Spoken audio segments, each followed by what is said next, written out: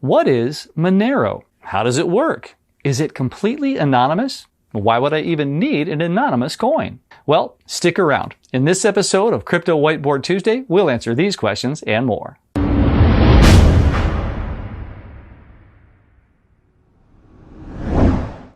Hi, I'm Nate Martin from 99bitcoins.com, and welcome to Crypto Whiteboard Tuesday, where we take complex cryptocurrency topics, break them down, and translate them into plain English. Before we begin, don't forget to subscribe to the channel and click the bell so you'll immediately get notified when a new video comes out. Today's topic is Monero, a private decentralized cryptocurrency. But what does private actually mean? First, let's clarify the difference between privacy and anonymity. Privacy means that you don't want others to know what you're doing, while anonymity means that you don't mind that people know what you're doing, you just don't want them to know that you're the one doing it. For example, privacy is when you lock the door to a bathroom because you want to keep what's going on in there, well, private. Anonymity is when you post data that can't be linked back to you on the web in order to bring something to the public's attention. If you look at Bitcoin, it's certainly not private. The Bitcoin blockchain is completely public and all transactions can be viewed by anyone on the web. If you want to keep your privacy in Bitcoin, you'll have to use transaction mixers, VPNs, and a variety of other methods. Bitcoin is also not completely anonymous. On the one hand, the blockchain shows how many Bitcoins were sent from which address and when. On the other, without any additional information, it's impossible to connect a Bitcoin address to a real-life identity, also known as an IRL. So Bitcoin is pseudonymous. Enter Monero. Monero aims to be a private cryptocurrency that doesn't expose who sends how much to whom. Transactions on Monero are untraceable and unlinkable, so you can't tell where they originated from, and you can't connect any two transactions together. Now, you might be asking yourself, who really needs a private coin? Isn't that stuff only for criminals? Well, while criminal activity can benefit a lot from a private cryptocurrency, there are more than enough legitimate reasons for privacy as well. For example, with the amount of data being displayed on blockchains like Bitcoin and Ethereum, it's become easier these days to identify patterns, map real-life identities, connect between addresses, and uncover behavioral information about users. So, if you don't like companies analyzing your data in order to map out your behavioral or purchasing patterns, you may consider using a private cryptocurrency. Additionally, since all address balances are completely transparent, you may become subject to attacks if you hold large amounts of Bitcoin. Another thing to consider is market prediction. If I know a certain address belongs to an exchange, I can track it for incoming transactions.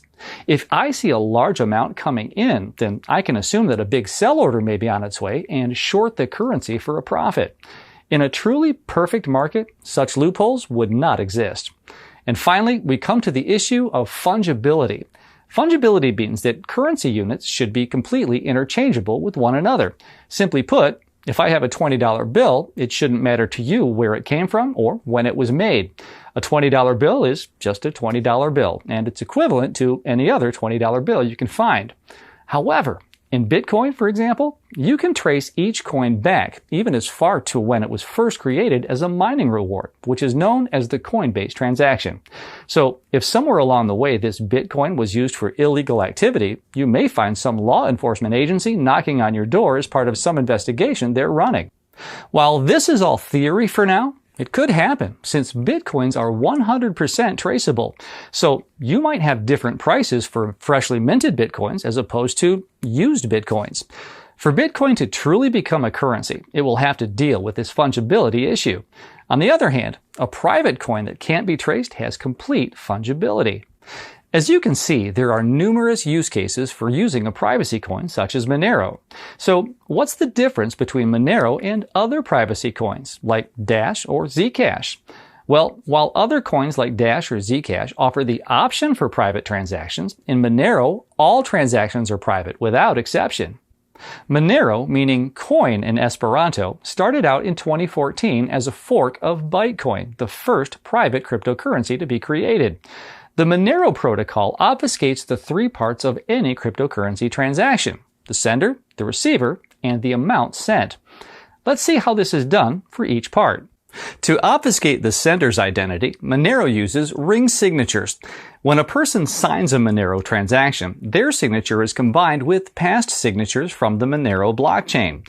These act as decoys and make it impossible for an outside observer to determine who actually sent the transaction. The amount being sent is obfuscated by ring confidential transaction, or ring CT for short. I won't go into the technical aspect of how ring CT works, but suffice to say that instead of broadcasting the actual amount being sent, the user transmits only a small random-looking piece of information. This information is enough to verify that the amount being sent is legit while keeping the actual amount private.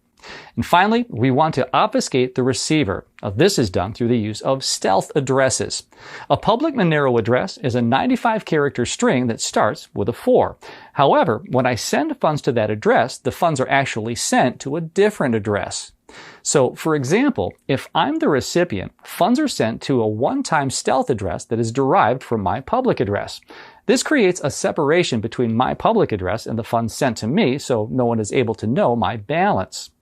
Only the recipient's private key knows they can spend funds from that one-time stealth address, and each time the Monero wallet launches, it will scan the blockchain for addresses it can spend in order to know the actual balance. While all of the transaction data may be obfuscated, the sender's IP address can still be tracked.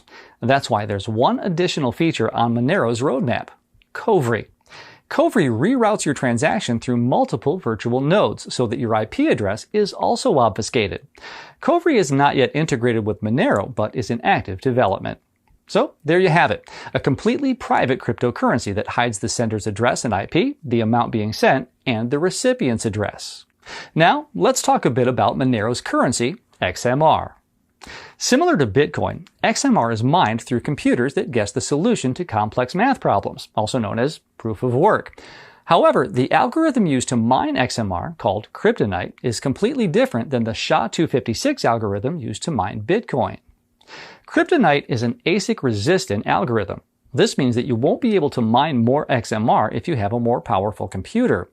Even with a GPU, your mining advantage won't be as substantial as it would be with other coins.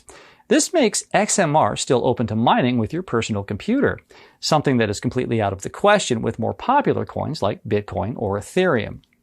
Since kryptonite allows personal computers to mine Monero, it quickly became a very popular option for browser mining.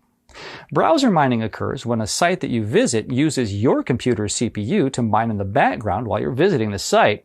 You can learn more about it in our Bitcoin mining tutorial.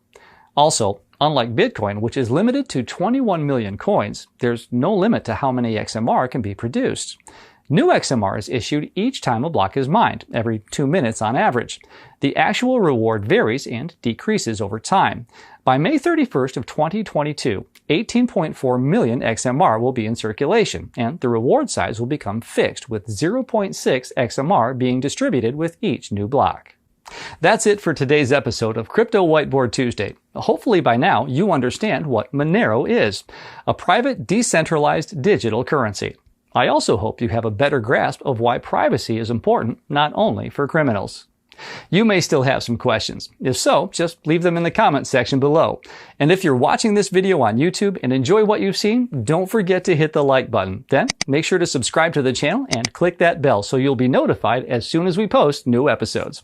Thanks for joining me here at the whiteboard. For 99bitcoins.com, I'm Nate Martin, and I'll see you in a bit.